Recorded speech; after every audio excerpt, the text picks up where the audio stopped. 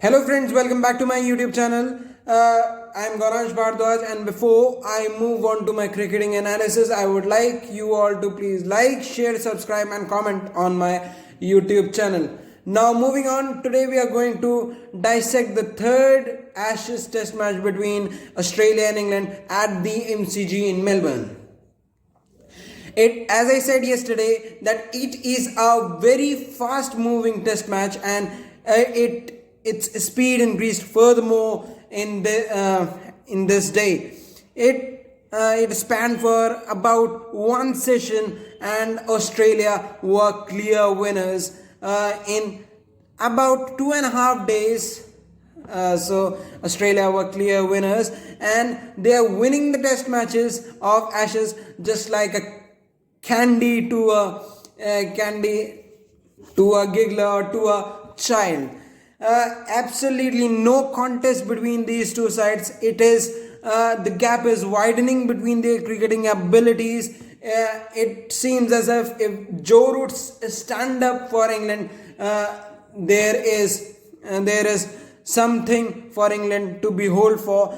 But as I said, that everything is going correct for Australia, and everything did go correct for Australia in this day's morning session also. Starting from the opening spells of the skipper Pat Cummins and Mitchell Starc, they have pinged the England batters Ben Stokes and Joe Root back at the crease. They were getting the movement of the seam, and it is such a pitch also that was aiding vicious seam movement.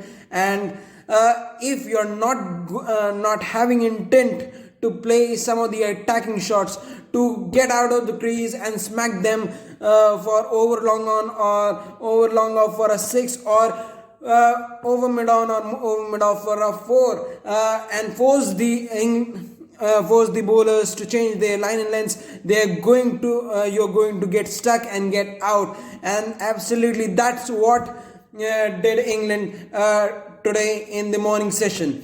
The Mitchell Starc and Pat Cummins pinged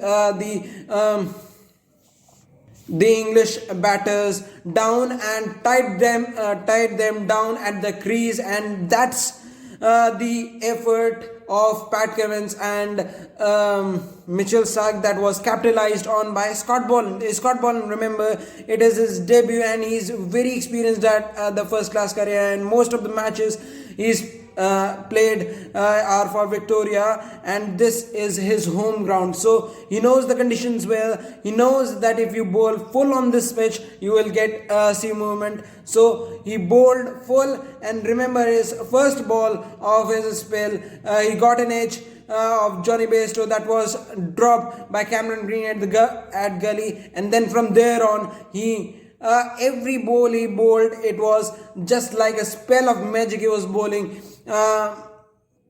The England batters were getting the edges. He was challenging both edges of the bat. They were getting the edges and getting caught at slip, or they were being bowled LBW, and that's what we have to appreciate for Scott Boland, because he bowled very good line and lengths. He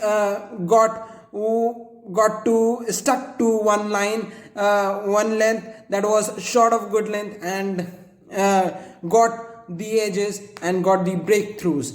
Remember, he also took 2 wickets in his only over last day, and he was straight on from moving from the last day to this day, and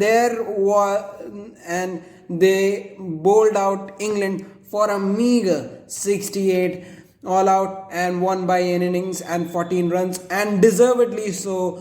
Scott Boland was named the man of the match because of the collapse that he instigated in the English batting lineup. When we look at the positives from this match for both the teams, when I talk of England, there is not much of positives we can talk about. The England batting didn't turn up on this day. They were